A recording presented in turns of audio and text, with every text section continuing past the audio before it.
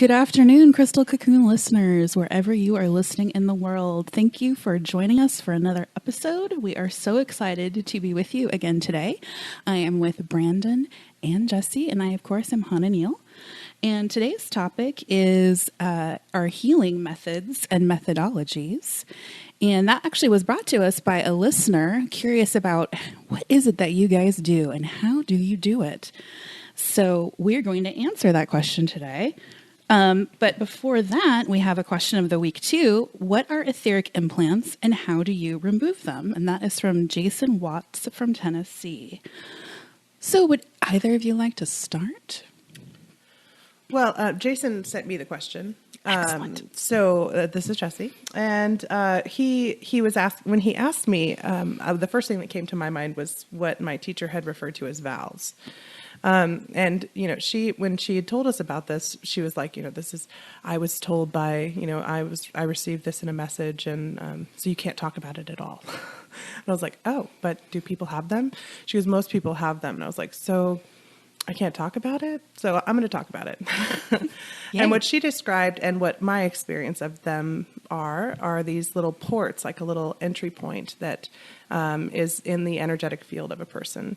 Sometimes they're inhabited with an energy and sometimes they're not. Sometimes it's just an open port, and it can feel to a person like having a drain in their energy or just a vulnerability or a weakness. My experience of having all of my ports removed at once was a euphoric experience. And I was in a class with 4 other women, I think. I want to say 4, maybe 5. And when she did it, after she'd done this for each of us, we all just started laughing. And you could just feel the energy just so high, because those ports, they drain you. They are draining and seeping off of your energy. So, so that's what I was talking with him about. Did you have something, Brandon? Well, my experience with etheric implants is not specifically a port every time. Quite often they are used as something in the body that's set there, and so some other entity or whatever can drain your life force, you know, so those things that we allow in ourselves. But it's not always that. I kind of look at etheric implants as any kind of energetic thing or conscious technology that's been inserted in the body. So it doesn't always have to be a bad thing either, because there are some things that you use in matrix energetics, for instance, that you can formulate this module and insert it into another person's body. And you can program this little module to do whatever you need it to do. So usually, of course, with matrix energetics, it's going to be some sort of healing aspect, and then putting that into the person. But there are times where somebody also has some sort of implant that's meant to downregulate them in some capacity. Oh, like a capper. Yeah, right, exactly. Like a capacitor that only allows them to go so far with whatever they're doing. Sometimes it limits their consciousness, sometimes it limits their awareness. So there are those there too. So it's not always something that's meant to be draining, like a parasitic type energy that's attached to it. So it could really be any one of those things. I look at etheric implants as kind of more of a general term, having different kinds of embodiments of that. That makes sense, and it reminds me of the work we just did a few days ago on you, where we found that strap across your back. Right. And then when we pulled that strap off, like the release of it, how there was layer upon layer of it, and yeah, interesting. Do you consider the seeds that you plant etheric implants? They are, in a way. They resolve. They're kind of like biodegradable. Totally. Soul degradation. Yeah. So they go in there and they open a process, and then they kind of dissolve, and it becomes the person. So really what those are doing, though, is they're dissolving barriers. They're not really something that's foreign. They are and they aren't. They're really meant to dissolve the barriers so they can open up to more of themselves. So, but it begins by bringing in this thing, this seed, that is a type of implant. But the long-term results, of course, is that they start to see things in a different way. They get an expansion of consciousness. Their whole paradigm shifts. But it's resolving these areas and the shadows in their consciousness that they're not aware of, or they're so used to that they don't even know that there's a different way of being. I remember Brandon planted a seed in me when we first met. Because we're really friendly like that. Yeah, I like people planting in me. Anyway, he planted the seed in, and at first it was in my third eye, in my sixth chakra, and after a period of time, after I'd kind of acclimated to it, when it first came in, it was extremely hard to kind of balance my energy. It was so big; the energy was so big in that seed. And what it was my energy, was my consciousness, was who I am. And so then we got together, I want to say a couple of weeks later and did some more work on the seed, and it like unfolded and blossomed. And I could feel this, it's like I don't know how to describe it, but I guess it's kind of like a cross between like a jellyfish and like a lotus blossom and like a pine tree, kind of. If that makes it simple. Yeah, and it was interesting is that I felt it kind of unfolding and blossoming up through me. I could feel myself expanding, my understanding expanding, my awareness expanding, my channeling ability expanding, and now when I connect into that that piece of me, that part of me, my head starts to kind of move the way I visualize that moving, and I feel like I'm swaying in the water, and it was amazing. It was an amazing experience. So for those of you listening, the seed, to give you a better definition of it, really what it is I'll tap into the higher self, and I'll kind of see where they're at. And then from the higher self, guided to bring down some sort of element of consciousness. And it's really an expansion into the next level of consciousness. So for Jesse, it was really this awakening into true universal and cosmic consciousness, cosmic awareness. And it felt like when he first put it in, I was like, I feel like you just put the universe in my brain. And he goes... And it was what I was seeing was kind of holograms of galaxies in different parts of the universe, and this fractal unfolding and then collapsing as well into infinity within this little singularity. And so that's part of what I see sometimes, and it depends also on each individual. It's never the same twice. Mm-hmm. Yeah, and I remember after it had gone in, that the first probably 3 or 4 days, I don't know if any of you've seen that image where it looks like a body. It's an image of a body, a man standing, and then his head is missing, and instead it's the universe, above it. That's how I felt. It was even hard to drive, actually. I just had to really go low key, and I shut all of my doors down of access to people. It was like, no, sorry. If you make me think, I can't be around you right now. Cannot think right now. Recalculating everything. Recalibrating. Mm-hmm. And when you placed a seed in me, it was in my heart chakra. Mm-hmm. And so there was a level of cosmic, galactic kind of consciousness that was in my heart. And of course, that has continued to develop as I didn't have quite the same kind of experience. I felt you putting it in, and only, I think it was over this last new moon during that solar eclipse, I did this really awesome meditation where I was able to see my heart chakra I get fractally modulating, using sacred geometry and light, and creating fractals of light. And I could see it moving from one shape to the next, to the next, to the next, to the next. And I remember looking at it and just being stunned at how beautiful it was. I was like, that's so amazing. And then my guides were like, that's your heart. And I was like, oh, really? That's mine? Oh, that's so awesome. And get to feel all the cosmic oneness and all of the cosmic, just love just pouring through me. And I was like, oh, this is where gratitude and feeling really blessed about your life comes in, and having people in your life who know how to do this kind of work, where, sometimes we don't really know why we're doing what we're doing, just that it's necessary. Like, this is what we're doing first. Because I remember you guys had worked together quite a bit energetically before I kind of had stepped in, and we started working together and doing a lot more stuff. And so I was like, when am I going to get my seed? I want to seed. Brandon, seed me. It just wasn't time yet. It wasn't Right. time yet. And it Exactly. was, and it's always about when you're ready and when, the timing's right. And I had a lot of other stuff I had to clear up first. Especially for that kind of shift. My experience with working with different clients, when I've done this with, sometimes they'll be laid out for 2 weeks and then like not really fully functional for 2 weeks. Other times it's a couple days, but usually there's like this adjustment period. So they definitely have to be ready. If they're not, they won't even take. Right. Yeah. Right.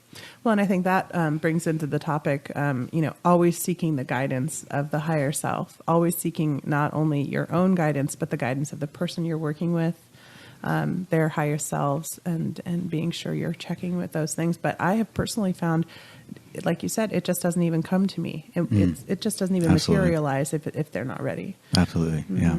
Yeah, exactly. Well, there's a lot. I mean, we all do things in a slightly different way, but in its core and its root, we're doing a lot of the same work. Right. Pulling down from source, I use a lot more emotional energy and colors, things like that. So I use a lot of grace for people. So as they go through these transitions, they have grace with them. So it's easy and it doesn't always feel like, oh, I'm so tired, or, a lot of that kind of stuff. They own, like you did, Jesse, own where they're at. Like, I need to take some time off. I have to really focus on me. I have to balance, which means I have to integrate, which means I have to go to my quiet place, or whatever it is that self-care looks like for you. Yeah, yeah. Well, and I think that that's another thing too to bring up is what are your practices that are preparing you for dealing with whatever work you're going to seek out. For myself, I've made a practice of doing silent retreats and creating time and space for myself, not only when I do that retreat time, but also in my daily practices of silence, of peace, turning everything off. I try to do that early in the morning, right after the boy goes to school and the bigger boy goes to work and the house is quiet. And, that's my favorite time to have that peace. But, creating that space for yourself and giving yourself permission to respond. Yeah. So that was our question. We had a show topic today of kind of, this leads us right into it. We wanted to start out with talking about the senses, the clair-senses. Well, I'm just going to go ahead and actually read the email that we got from Vivian, since she really inspired the show. Okay. She'd heard one of our podcasts, and she wanted to thank us for doing it. She was really blown away. And she was very interested in knowing our modalities of healing. Since we have talked about on different shows, a little bit about what we do, some of the shamanic stuff that happens, things like that. And she just wanted to know, like, how do we get started? What is it that we do? So talking about the clair-senses, and what do those mean for people who don't know the 5 clairs? So, how the clairs are related to what we do is that we generally don't take a one-line approach to healing. There is aspect within all your intuitive senses that we incorporate, and I know myself, I've taken many different modalities just to learn like the difference between them. And because when I first started my healing work, I didn't start with any modality; it just happened. And coming from that, I was like, okay, well, I feel like I need to go this direction, but I don't really know what I'm doing. It just happened. How do I explain it? I didn't know where to go with it. So I wanted to learn more. And what I noticed is like these correlating principles between quantum physics and the basis of consciousness and quantum physics, and how did that relate to each of these modalities. There was a fundamental basis that strung between each of them, and there's a relationship between each of them. When you understand that relationship, it gives you much more freedom to do whatever it is that you're going to do. It gives you much more freedom to act on your intuition and permission if you need that. So the 5 clairs are related to each of your 5 senses, and the intuitive insights that you're able to get through the psychic version of those those senses. Like clairvoyance is related to the vision. And so modalities based on that are very visual, like matrix energetics and theta healing. Any other modality that uses visualizations, and then mediums use this as well. They also use clear healing, but hologram work. So the first thing that happened for me when my healing just kind of emerged was through the hologram work, and that was a very clairvoyant aspect of that. But like I mentioned, there's also the clairaudient, and some people hear more than they see, and they get this feeling of things. Most intuitives, no matter what you're doing, also has a bit of clairsentient. Some people are predominantly that, but like I said, developing all these things will aid you in a greater capacity towards your work. And my suggestion to start is to figure out which clair you're strongest in, and then work with that first, and then you can develop the other ones later. Develop your mastery in the area that you're already leaning towards, and then work out from there. So the clairaudient, that can also manifest in different ways, and you'll hear a bunch of different information on it. Some of it I don't think is quite accurate. But some of the clairaudient is more like telepathic. It's very much in the head. Some of it is more like you hear it and you repeat it. Some of it is like I've had experiences where I've heard it outside of my head. So it's like this other dimensional aspect that occurred that I was able to pick up and tap into. There was another instance I was able to hear a conversation going on down the road when I was inside this building, and another one on the other side of the world. So there are also examples of clairaudience. They don't always manifest in a strictly telepathic manner because it sounded very physical. Clairsentient, like I said, is used in most all modalities, and except more formal approaches like TCM, they don't necessarily use clairsentient. So there's more formal, formed practices that don't follow that kind of thing. But most of the modalities we're speaking of is modern healing energies. And how do you say that last one? Clairtangency. Clairtangency, yeah. That's for the touching. Yeah, I think I've heard it. There's another word for that too, isn't there? There's another clair word for that. Mm-hmm. I'm not sure. Yeah. I'm less familiar with the clairs. That was something that's more recently I started to learn about. Oh, okay. Mm-hmm. Mm-hmm. So the touching is like psychometry, or sometimes you'll feel, you'll almost feel the nature of something. It feels smooth, it feels silky, and it's a very symbolic description, I guess, of whatever you're picking up. Feel the texture of the hologram that you're looking at, the softness, the coolness or heat. Or people feeling the coldness when the ghost is around. Oh, right, that too. Mm-hmm. Mm-hmm. That weird prickly feeling. Mm-hmm. And when you get familiar with some of these feelings too, it helps you hone on exactly what it is or where it's coming from. Like ghost energies typically have a coldness to them, but other spirits from higher dimensions don't usually have a coldness to them. Not in my experience. It's usually disincarnate spirits that have the coldness. Mm-hmm. But there has been times where I have felt something come into the room and there's a cold presence, and it definitely wasn't a disincarnate spirit. Mm-hmm. Sometimes, though, I also feel a heat from another dimensional energy. Mm-hmm. Mm-hmm. Yeah. Even though I've been actually feeling that cold sensation a lot lately. And I've been trying to, it isn't a deceased person, but I have been feeling it a lot more lately and trying to discern, what is it? Mm-hmm. What is that feeling? That weird sort of like, something's here. What is that?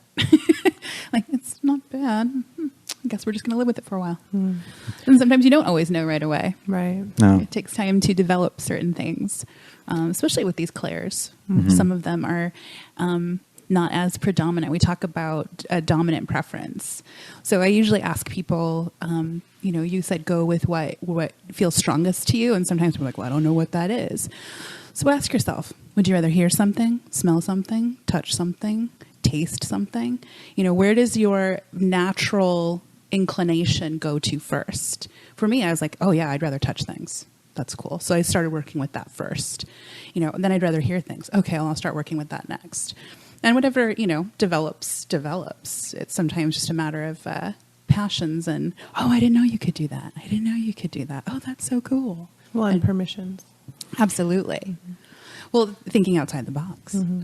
Oftentimes, too, you can kind of tell where a person's at with how they interpret things, how they perceive things by the language that they use. Mm-hmm. A language is very, very important because the subtle cues in the language absolutely tells you a person's position in life.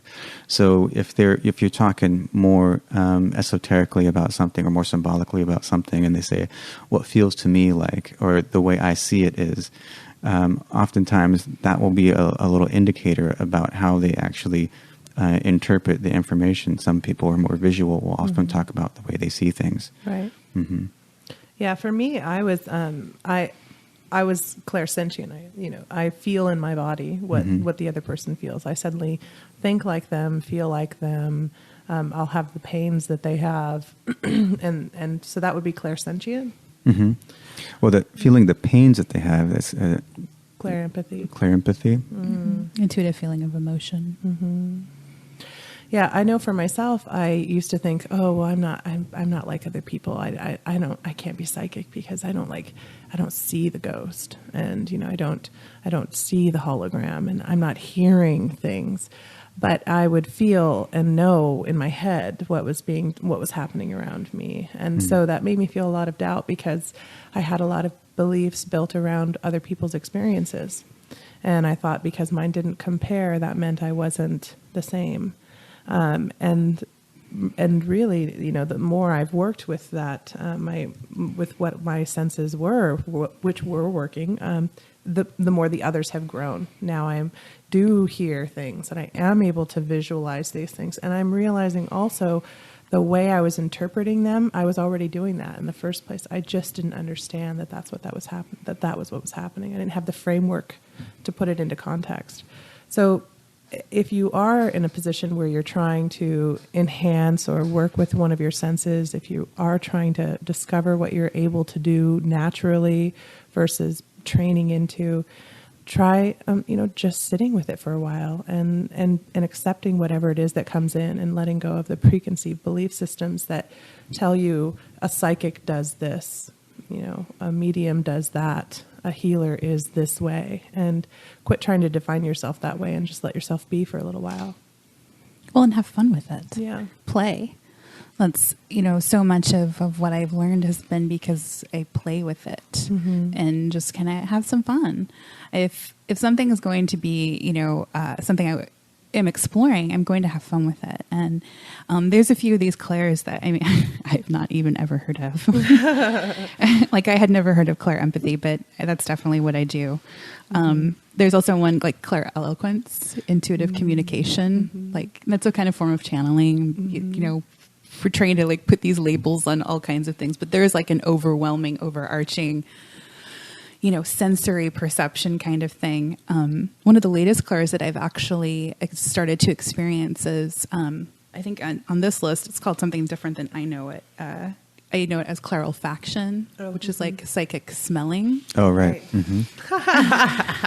Which is interesting because I didn't realize that was something I had always done until I was actually hanging out with a friend of mine, and we were having dinner, and she's like, she had to stop in mid-conversation. She's like, can you smell that? And I was like, what? Like, I smelled dinner. She's like, I keep smelling this perfume. Are you wearing perfume? I was like, I don't think so. She's like, it smells like this really old perfume that a friend of mine used to wear. I think it was like an Avon perfume. It was called Journey. I was like, oh, you're smelling my journey. Okay, I got it. And we started having these conversations, and I realized that I'd wake up in the morning smelling things in my house. I'd be like, why? It's the middle of December and I'm smelling fresh cut flowers. What's that about? Like, why do I smell roses? What's going on? So then trying to determine where does that come from? what am I smelling? And for me, a lot of it was angelic representation. A lot of the archangels have smells. So Archangel Raphael smells like roses. So they... Right. Hence the rose.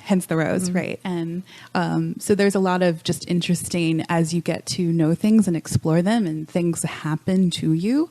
I didn't realize that was something I could do until I realized why I was doing it. So... Yeah, I think for the most part, I usually categorize clair-empathy under clair-sentience because it is a form of feeling. So some people might be more familiar with that too. I've actually never heard of it until more recently. But I think you're absolutely right as far as just being open to whatever happens and being open to however it shows up. Because the more open you are to having anything show up in ways that are unexpected, the more you can have something happen. I remember sitting there remote viewing some photographs with a friend of mine. We were just having a psychic building exercise and just playing around. So I was teaching her how to remote view, and during the process, there was a picture in there, and I started... it's in an envelope. So if you want to do this between you and your friends, you take some pictures, cut them out, put them in an envelope, and manila envelope, and then have them put also some pictures in a manila envelope, and then you mix it up. And to do it properly, you need like more people involved. But if you're just keeping it between your friends, it shouldn't be bad, that hard. And then you can assign a random number to each one and put it on the front of the envelope. You have a third person do that. But if you're just doing it between yourself, you don't really need that. But when I was remote viewing this thing, I started to draw this hump and this line, and then like I drew these other weird things, and I was like, I'm not sure what this is. I don't really know what this is. And all of a sudden, I got this strong whiff of fresh cut grass. I'm like, okay, that's weird. I smell grass. And opening it up, it was this goat standing behind a fence on this grassy hill. So it was just kind of like one of those unexpected extra measures because I wasn't fully getting it. I wasn't allowing myself to get it because I'm like, this picture doesn't make any sense. So oftentimes spirit will come in and help you in that way when you're open to it. So just to be clear, so the exercise, they cut up the pictures. They put the pictures into an envelope. Make sure you don't cut it out of a magazine where there's words on the back. Because you'll see the words through the picture. Well, right? you'll pick up the story of the words, right. And then your viewing will get skewed. Right. So I actually had that happen. I'm like, well, you're actually talking about the story on the back. That wasn't the intention. So make sure if you're cutting it out of a magazine, there's nothing on the back. Or optimally, like you're printing it off a computer. So another person picks a picture to put into the envelope that you don't know what it is, and then you just put your focus into the envelope to try to view it? Yeah. That's kind of what the numbers are for. So you can focus on the numbers rather than what's in the picture. You're just focusing on the numbers. So and it kind of... The numbers written on the picture itself? On the outside of the envelope. On the outside of the envelope. Oh, so there's a bunch of different envelopes. Yeah, and it's just like you can go online and just go into those random number generators and then like click it and it'll just give you some number. It doesn't really matter. Another way they do it is they have a third person sit there and focus on the picture. This is probably the better way. If you have enough people and people who are familiar and intuitively trained, especially, it's more helpful this way. So you have one person focus on the picture and then write the number that they feel on the cover of the envelope. That way there's more of a connection and an intuitive sense of like the number that should represent that. That way when the people tap into the number, it will help them get it better. But you don't need to do that way. Obviously we were doing it fine with just a random number generator and the two of us. And then you draw what you think, what you're feeling, what you're pulling off of there, whatever it is that comes to you. You just write and draw it out. And then once you feel you've taken as much from that exercise as you can, then they reveal the picture. Yeah. After you're done, you open it up and look at it and you can compare. Awesome. So you really could do it for yourself even if you wanted to. You can, but there's some part of that it's going to... You already know if it's going to be one of those pictures. So you can do that as practice. It's better to go blind, so have somebody else do it It was like I did her pictures and she did my pictures. So, and then she did the random number generator and put it on there, and I did mine and put it on there, and then we just kind of traded piles. And then she would go on one, and I didn't know really which one was which. Right. So it wasn't that she was reading your mind as to what's in it. Right. It's to look. It's the whole point of it is to ensure you're singularly focusing on that remote viewing. Yeah, that's why when they do professional remote viewing, they also do double blind. That way, you're not picking up somebody else's psychic projections, because that can happen. I actually had something like that happen. A friend of mine was over, and he was just starting to wake up to his gifts, and we were playing a game, and I was teasing him, and I said, "I'm so going to kick your butt at backgammon next time we play." And he's like, "I'm going to tell you why you didn't win." And I was like, "Okay, why?" And he said, "Well, because I knew what you were going to do before you even did it." I said, "What do you mean you knew what I was going to do?" And he goes, "Well, I could see you making your moves. I knew what you were going to roll, so I would respond to the turn before and set myself up for being in the right place." I'm like, "Are you cheater?" I was like, "That's it. We're playing cards now." And I pulled out a deck of cards, and I was like, "Okay, what should we play?" And I'm a game person, so I'm like, "Shall we play cribbage? Should we play blah blah? All these different things." And he's like, "Well, I know how to play Go Fish." I'm like, "Are you kidding? For real? Go Fish?" Like. And he said, "I don't know any other games." And I was like, "Okay, fine, we'll play Go Fish, but we're playing Psychic Go Fish." Yes. Right. Then he Psychic starts Go asking, and he asks every single card in my hand, and he's like, "I think I know what color they are too." I'm like, "Oh my God." And we just sat there and went through the whole deck of cards, and yeah, he was able to, he was like, "Wait, let me just try something." And he picks one of the cards, and he's just seeing the back of the card, and he puts it up to his forehead. So I can see the number on the card, but he can't.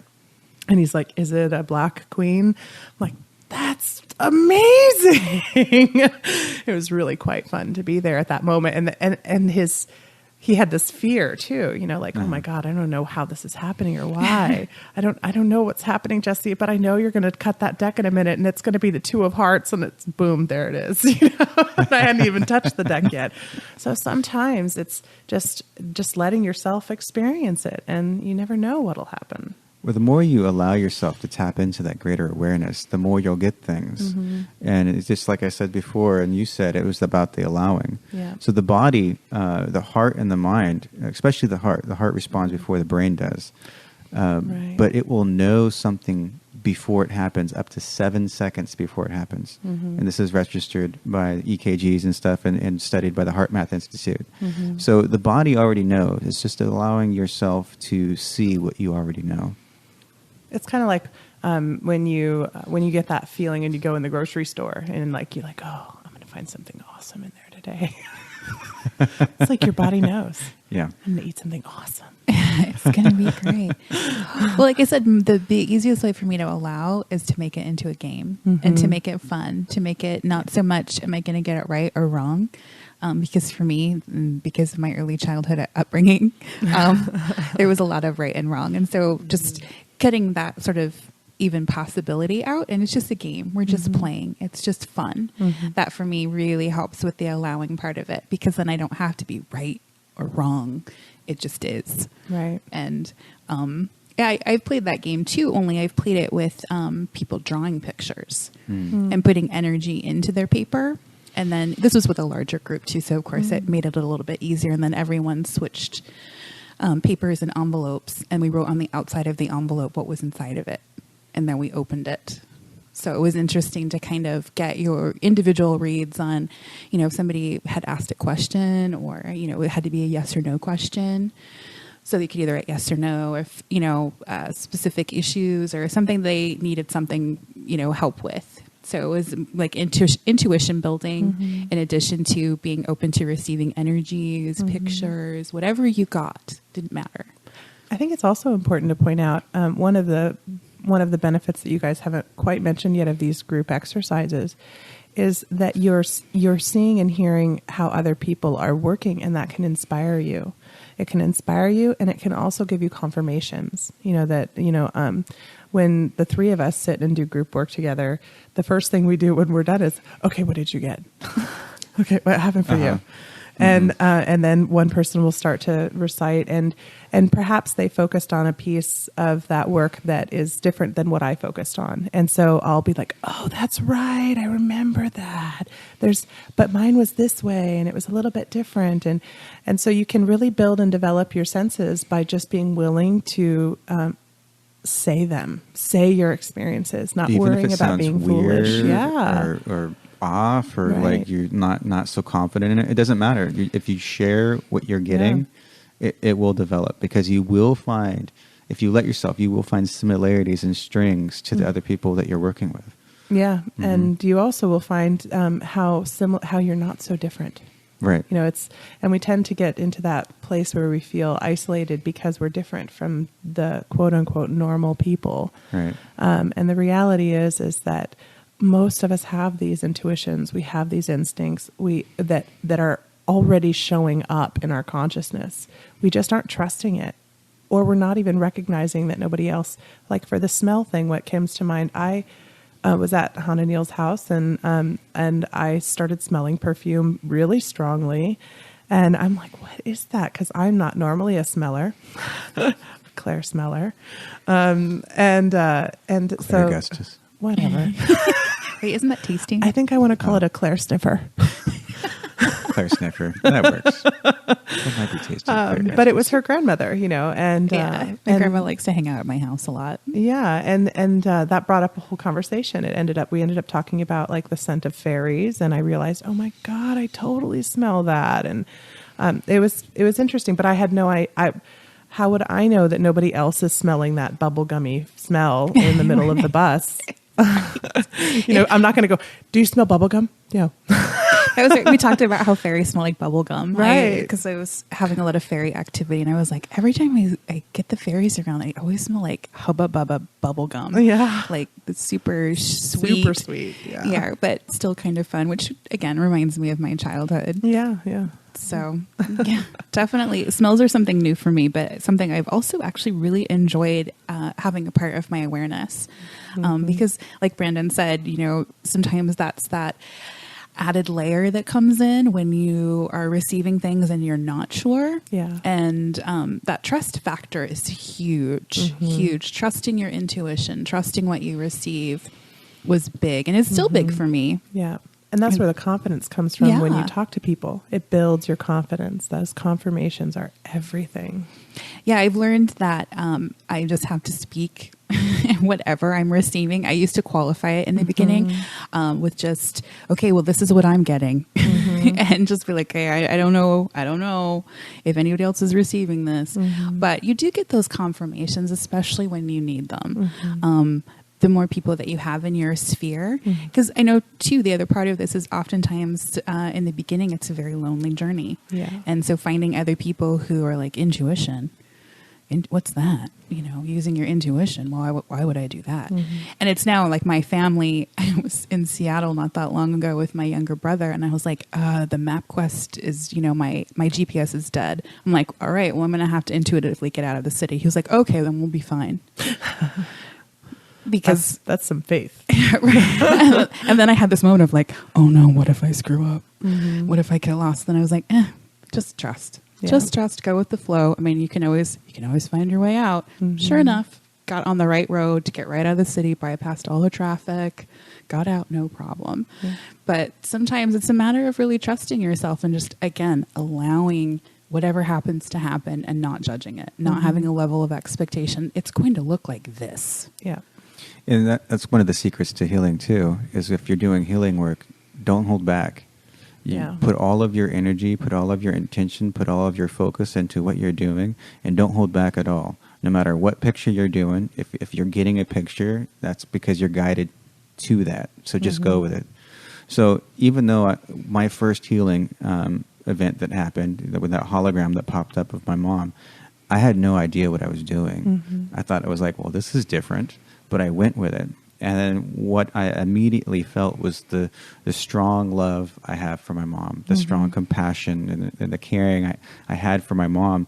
And, I wanted to help her in some way. And it was that drive, that that emotion and that instinct to just kind of let it happen and go with it, that allowed for that healing to be as drastic and dramatic as it was. If I didn't do that, if I held back in any kind of shape or form, it wouldn't have been how it turned out. Yeah. A lot of my early healing work was like that too. Mm. I struggled to actually define it. I had no idea what was happening. Mm-hmm. I would go and I would ask people, like, do you know what this means? This is what happened to me. And actually, I remember the first time I actually really had done something that I couldn't explain. I had a roommate at the time, and we were working in our office on separate computers and just doing the regular, normal routine, everyday work. And all of a sudden, I could smell copal, which is like an incense. It's a ritual incense that a lot of Mayans use. And I hadn't, it's funny, I'd had these copal balls of incense that I had bought like years earlier and had never burned. And so I found them again, and I was like, oh, these are really cool. I'm going to smell one of these, burn it. And I could catch the whiff of it. And the whiff of that did something to me. And all I could tell was I needed to do something with it, and I needed to smell it more. That was all I knew. So I'm in my room with this roommate, and we're supposed to be working. And then I was like, I don't really know what's happening, but I'm going to go to a place. I'm going to smell this, and I don't know what's going to happen. I don't know. So we'll just cross our fingers. And so basically what happened is I would smell the copal, and I was taking her lower vibrating energies and transforming them. I was pulling them into my body. And it was the first time I'd ever felt murderous rage ever in my life. I had never understood that emotion where people would get so rage filled that they'd be able to commit murder. Like that would be red. That level of violence. Yeah. And I was pulling that in my body, which was her, but not her. It was part of a genetic ancestral line for her. And so I was pulling that in my body, and I had this moment of, oh no, it's in my body, now what? And then it just switched, and they were like, focus on the love, focus on the compassion. And I started pulling in those energies, and the whole energy just transformed. And then it was done, and I was like, wow, it almost felt at that point for me, like a spiritual vomit almost. Like I was pulling it in and then vomiting it back out. Yeah. But it was cleared. It was toxic, free, that kind of thing. And I had no idea what I was doing. And then after that, I asked her, I'm like, did you feel that? She's like, well, I felt this warm, goldy sensation moving through my body. It was really cool. And I was like, oh, all right. This is interesting. And then I was talking to people about it. Has anyone experienced this? Do people know what this is? And then I started getting a lot more feedback, like, oh, that sounds like some kind of shamanic healing. Oh, absolutely. Interesting. Like, I didn't realize that that's what that was. And so for me, that was an awakening, but that was something I just opened myself up to, allowed to happen, and it just happened. That brings to mind actually my first healing experience, because, I've heard you tell the story of your first healing experience, Brandon, but I haven't actually heard that story from you yet, Hananiel, which is awesome. And it reminded me of, I've never really thought of when did I have my first experience. I hadn't really thought of it. And it reminds me of when I did. And a friend of mine about 7 years ago took me to a Reiki, like a practice Reiki circle. And the person who was leading the circle, he just, he gave very minimal instructions, and he divided us into groups of 3 and had one person lay down, and the other 2, he said, just go where your hands are guided to go. And it was funny when I got there, there was one woman there, and I was like, oh, don't pair me with that woman. And I totally was paired with that woman. Of course you were. Of course. We both start laughing immediately because we know exactly what's going to happen. And not only was I paired with that woman, but she was like, I'll lay down first. I'm like, oh, man. So I had to put hands on her, and I was like, oh, God. And it wasn't like there was anything wrong with her. It was just, in my soul, I was like, ugh. And so, when I started, I'm like, I'll start on her shoulder. Yeah, that's where I feel like I can touch, is her shoulder. And I'm standing there, and everything, it just feels like, how when you're in a wind tunnel and the wind is blowing you, and you're like, okay, I'm going down. I'm going to go down to her feet. So I went down to her feet, and I put my hands on my palms on the soles of her feet. And as soon as I did, it was like I was in a whole other place. I no longer felt like I was standing in that room. I didn't even recognize there was a person with feet on my hands. Like I just was in this whole other place. And I felt these black flies coming through my palms, through my body, and filling my body up. And it felt disgusting. It was the worst feeling I'd ever had in my life. And I didn't know what to do, and I started to get really panicky. And then I got this visual in my head from this movie Candyman, where he opens his mouth and all these flies start coming out of his mouth. I'm like, okay, and my head went back and my mouth opened wider than I think it's ever opened in my life. And I stayed like that, and it seemed like an eternity until it felt like I could just feel this one little fly come through my palm and buzz around inside the vacant space of my body that once was occupied by all this blackness, and then come out my mouth. And then I was able to like close my mouth and kind of come out of it. And I felt dirty to my soul after that. Like I just felt so dirty. And, then it progressed, and they asked if I wanted to lay on the table, and I'm like, no, I'm all done.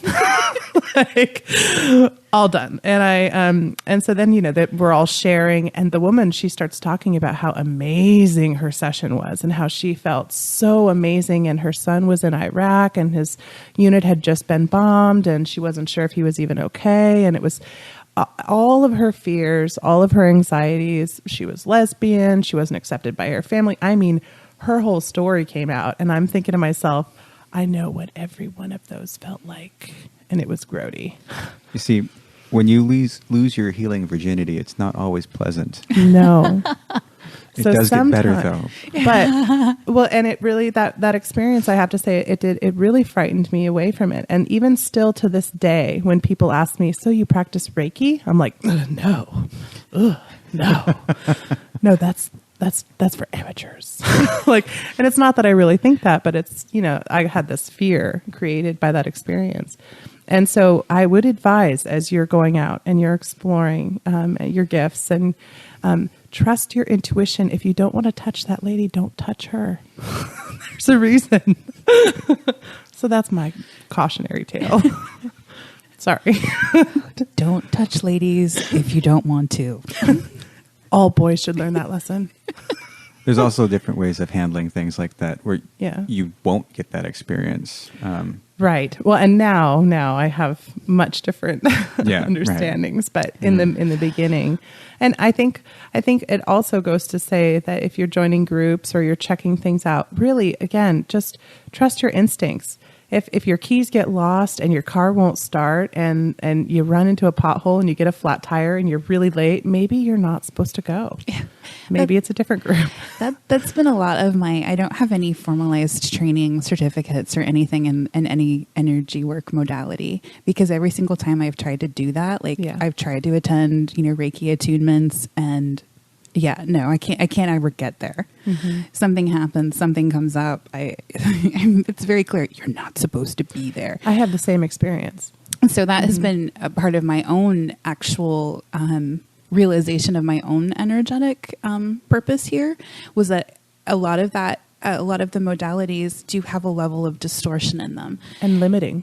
And they are. Mm-hmm. And it's interesting because, like I said, my first experience was really shamanic, mm-hmm. And I had no idea what was happening. And that is still a lot of my shamanic practice.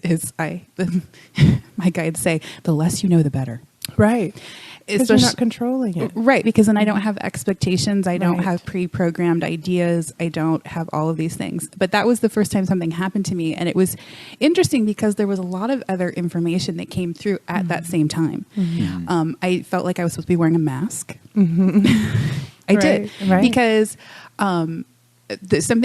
there was something very real about, I could not control the things that my body would show people. Mm-hmm. Like when I would take that energy in, I knew my face looked that way. I knew my face and my eyes looked like murderous rage, because I had to experience it to know how to move it.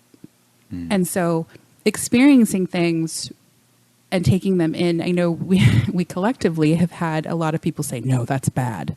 You should separate yourself from what you feel. That has been part of my awareness since the beginning. I've had to learn a lot of balancing techniques as far as how to stay clean. That toxicity issue of taking people's stuff and not clearing it. Right. And taking those burdens on and things like that. And that's been a part of my personal awareness on energy work. But a lot of it, I label it quantum, the shamanic stuff, like it just happens. Yeah, I find, I personally I've studied a lot of different modalities. And like I said, I was looking for the commonalities that threads all of them together. And I found a lot of similarities. And essentially the most important thing between all of them is your mind. Essentially it's your intention that makes it so. And that's what quantum science confirms. So there's a reason certain magical type practices work for some people, and there's a reason also that when they kind of try and cast spells on another person, there's a reason it doesn't work. When the other person just flat out is like, no, that's bullshit. That it usually won't affect them in any kind of way. But when there's any kind of hesitancy, that's when things open up, or can, not always, but can. And so what I find is in my practice too, there's very shamanistic things that I do. And there's also some things that, like you said, that people have said, no, that's a bad thing to do. And really it's about fears and judgments and not knowing what to do, or from their experience, they may have had some bad experiences doing it that way. So one thing that I noticed that many shamans do is they become channels for the energy. And not only for channels for the energy, but they bring the energies in their body and clear it that way. But there's this empathic mirroring that goes on. And that's part of clair-sentience, mastering your clair-sentience and mastering your clair-empathy is getting good enough where you are also solid enough in your core that you can mirror the other person and then walk away with confidence that you know who you are, and you just left whatever you were feeling that was in the situation you were in, and you just left that.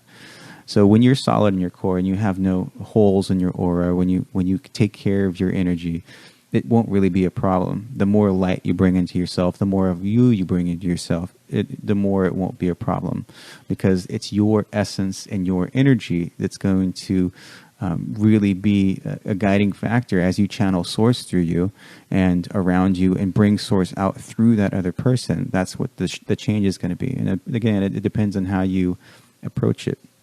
So I've had situations where channeling, full body channeling and beings coming into my body. And I had just worked on strengthening my heart chakra before intuitively.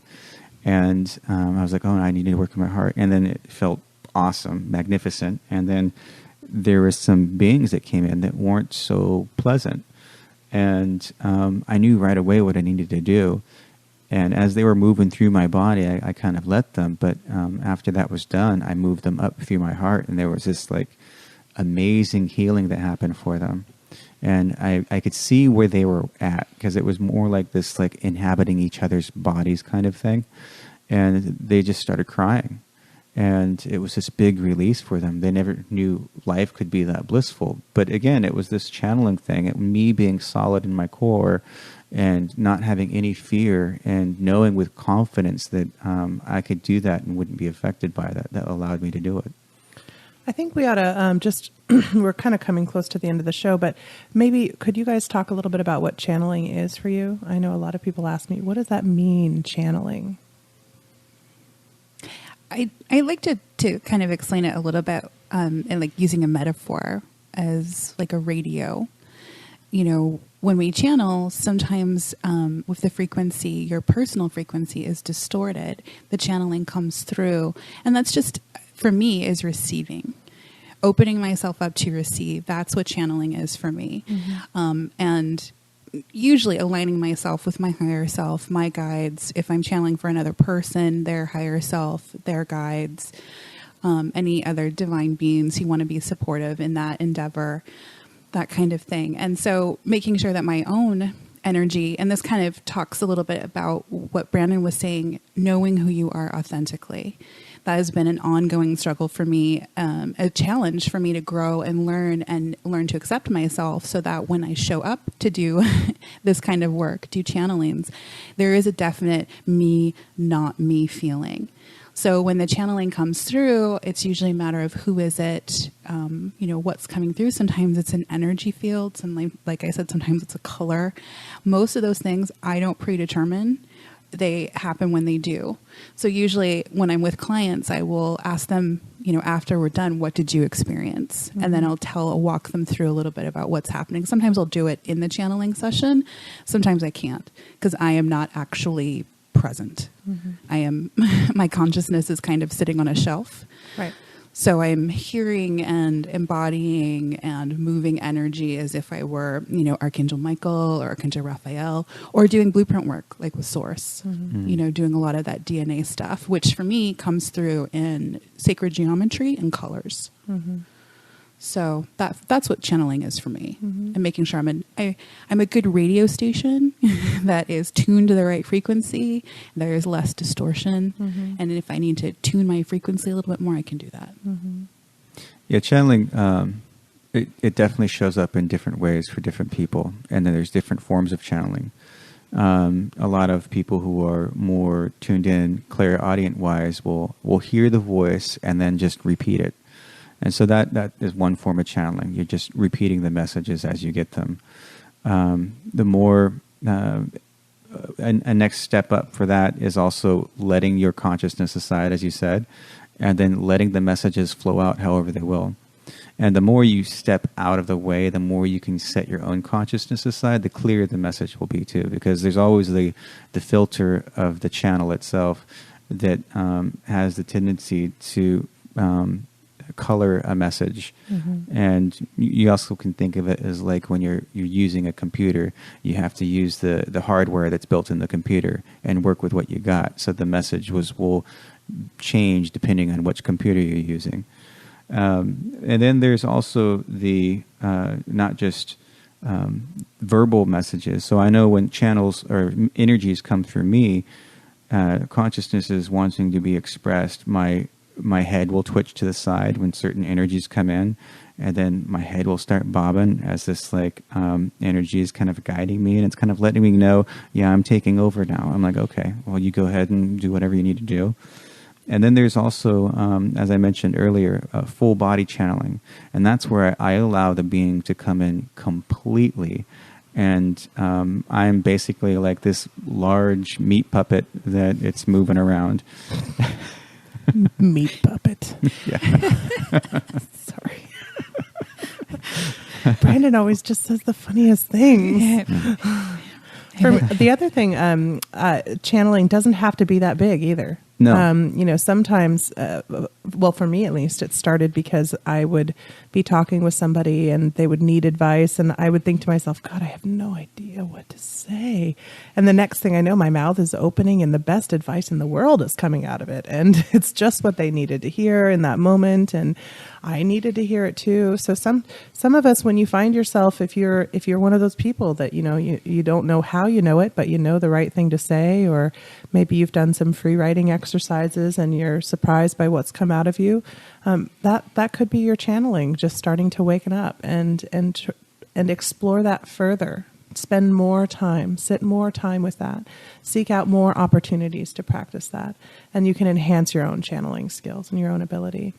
I don't do the full body channeling because I have my own permissive boundaries that simply will not allow something to take over this meat puppet that degree, but someday. Well, I had no fear, though. That was the thing. It's like, right. I knew that I can take the reins anytime I want, because and fear's the key. I'm the master of this vessel. Right. I don't really feel that.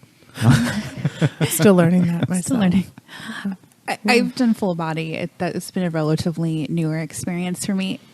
Doing it, frankly, doing any kind of channeling in front of anybody else has been relatively newer. I didn't realize that was kind of what I was doing in a lot of my energy sessions. But a lot of mine began early on in meditation, where I would go to that quiet place and I would hear things or sense things.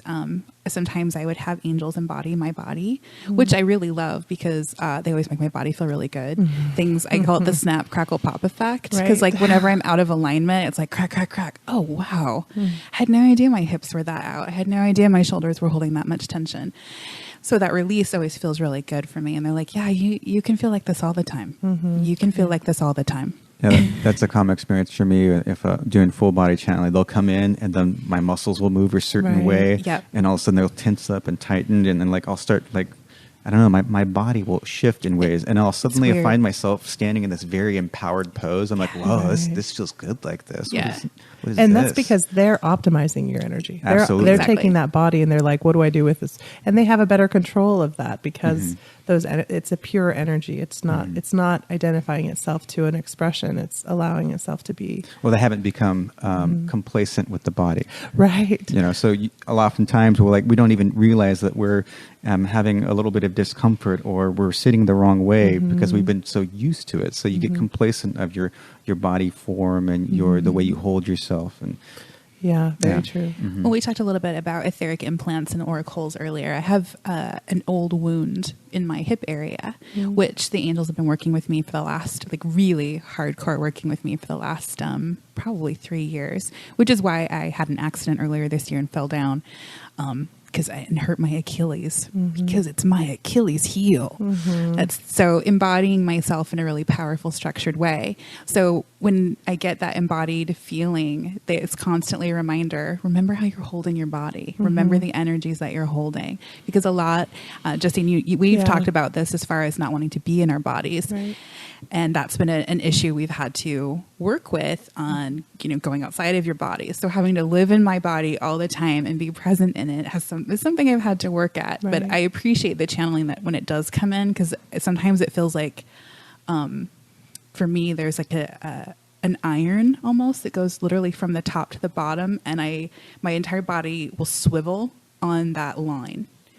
So wherever my body is compensating and one side's holding more energy than the other or trying to support, whether it's like a hip shoulder thing, it all just goes, like I just went to the chiropractor, like the best chiropractor. Oh yeah, definitely. After I've been, after any healing session where I've really brought source down in through my body and been projecting it out, I have to move after that's done, and it is like a snap, crackle, pop fest. It's crazy. My bones in my feet that I've never heard pop before are popping. It's like, oh my God, I'm not old. I didn't know I had a bone there. Yeah.